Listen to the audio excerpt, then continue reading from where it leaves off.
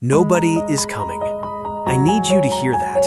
Not as cruelty, not as the kind of hard truth that gets delivered with a coldness that mistakes brutality for wisdom. I need you to hear it the way a person hears something that has always been true, something they already knew somewhere deep and quiet inside themselves, but that nobody had the courage to say out loud until now. Nobody is coming. Not the person you were waiting for, not the circumstance that is going to shift everything, not the opportunity that is going to arrive and finally make the risk worth taking, not the version of your life that is going to show up one morning and announce that the hard part is over and the good part is starting and everything you went through was preparation for exactly this. Nobody is coming to hand you that. And here is the part that changes everything. Here is the part that the people who told you this truth always forgot to say on the other side of it. That is the best news you have ever received. Because the moment you stop waiting for someone else to save you is the moment you discover the only thing that was ever going to. And that thing, the only thing that was ever going to, has been inside you this entire time. Waiting. Patient. Stubborn. Refusing to leave even when you ignored it, refusing to go quiet even when the noise of everything else drowned it out, refusing to stop being the thing it is even when you stopped believing it was enough. You are the thing. You are always the thing. And this, right now, is where we stop pretending otherwise. I want to talk about the waiting, because most people who are waiting do not know they are waiting. They have given it better names. They call it being careful, being strategic, waiting for the right moment, waiting until the fear settles, waiting until the kids are older, or the debt is lower, or the circumstances are more favorable, or the people around them finally understand, or the version of themselves that is ready finally shows up and takes over from the version that is afraid. But underneath all of those names, underneath every reasonable, defensible, completely understandable reason to not move yet, there is still the waiting. The waiting for permission. And I need to ask you something that I need you to answer honestly, not out loud, not for anyone else, in the private, no-audience part of yourself where the real answers live. Who are you waiting for permission from?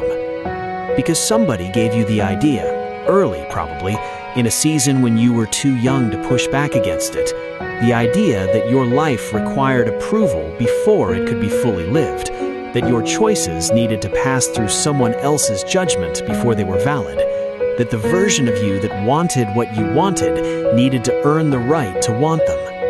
And you have been carrying that idea ever since, running your dreams through other people's filters, editing yourself in rooms that never asked you to be edited, making yourself smaller in relationships that were supposed to make you feel larger, waiting, always waiting, for someone to look at the full version of what you want and say, yes, that is allowed, that is worthy, you may proceed.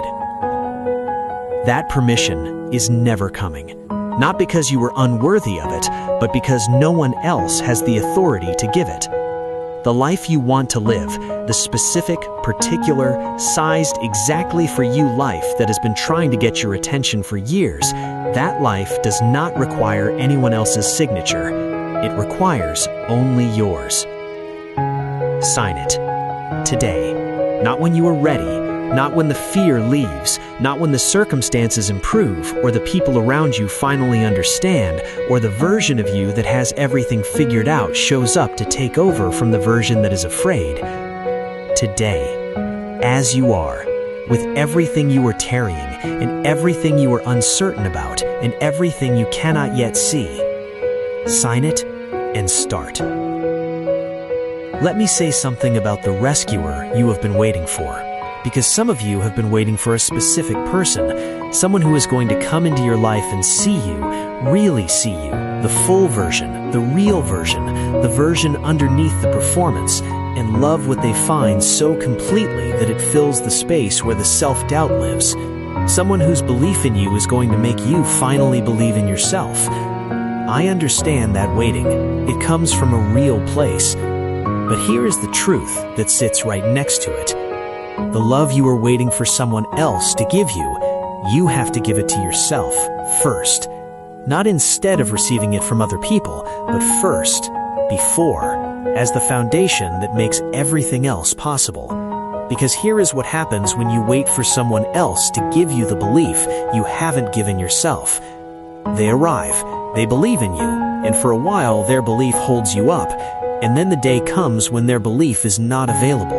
And if their belief was the only thing holding you up, if you never built your own, you collapse the moment it is withdrawn. You cannot build a life on borrowed belief. You have to grow your own. And growing your own means doing the terrifying, daily, unglamorous work of choosing yourself before anyone else confirms that you are worth choosing, of acting on your own behalf before anyone else acts on it for you, of treating your own life like it matters, not because someone else told you it does, but because you decided. The decision comes first. The confirmation comes after. Always in that order, never the other way around. I want to address the fear directly, because it is in the room, it has been in the room this entire time, and its response is always the same question, a quiet, reasonable-sounding, devastatingly effective question that has stopped more people than any external obstacle ever could. But what if you fail? I want to answer that honestly, not with empty reassurance, with an actual answer. You might. You might take the step and stumble. You might build the thing and have it not work the way you planned. You might choose yourself and find that choosing yourself is harder than you thought. You might fail. And here is the thing about that, the thing that the fear never finishes the sentence to tell you. Failure is not the end of the story. Failure is information. The most expensive, most educational, most character-building form of information available to a human being. It tells you things about yourself that nothing else can tell you. It shows you where the gaps are, where the thinking was incomplete, where you need to build stronger. Failure teaches. Quitting ends the lesson. And the person who failed and got back up, who took the information from the falling and used it to build something smarter, something stronger, something more honest than the first attempt, that person becomes someone the person who never tried cannot become. They become someone who knows what they are made of when things go wrong, someone for whom the fear of failure has been replaced by the knowledge of recovery. You cannot buy that knowledge. You cannot inherit it. You can only earn it. So try. The version of trying that puts something real on the line, because that is the only version that teaches anything. The safe try, the one where you hold enough back that if it fails you can say you weren't really trying, that teaches nothing. It just extends the waiting under a different name. Try for real. Fail if you have to. And then get up. There is a version of your life that exists. Not a fantasy, not the version that requires everything to be perfect, the version that is actually available to you right now from where you're standing with everything you have learned and survived and become in the years you think you wasted. That version exists.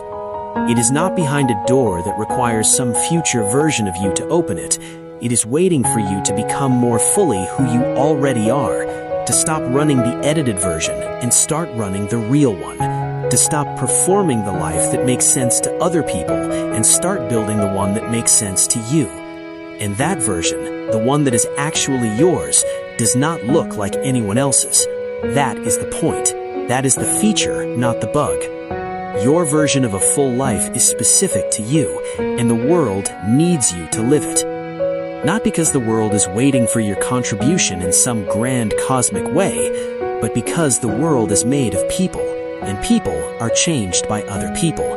And the version of you that stopped waiting and started living, that got honest, that got real, that stopped shrinking and started building, that version of you is going to cross paths with someone who needed to see exactly what you are. Someone whose own waiting ends the day they encounter yours ended. You do not know who that person is. You will not always know when you become the proof for them, but you will become it. Your decision ripples. Your becoming gives others permission to begin their own. Your refusal to keep waiting, quietly, without announcement, without knowing who is watching, is an act of service that extends far beyond the edges of your own life. Live like that. I want to say something about time, because the fear uses time as a weapon. It says it is too late. It says the window has closed. It says look at where other people are and ask yourself honestly whether catching up is even possible anymore. That is a lie. A deliberate, strategic, specifically designed lie whose only purpose is to make starting feel pointless so that you stay still.